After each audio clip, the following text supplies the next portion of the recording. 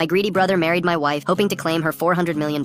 She died unexpectedly, and he declared himself the heir. But when the lawyer read her will, he was left speechless. My brother had always wanted what wasn't his, so when my wife announced she was leaving me, it didn't shock me that she left with him. What shocked me was how quickly she married him, barely 3 months after our divorce papers were signed. He didn't even pretend it was about love. Everyone knew the truth. My wife was worth $400 million.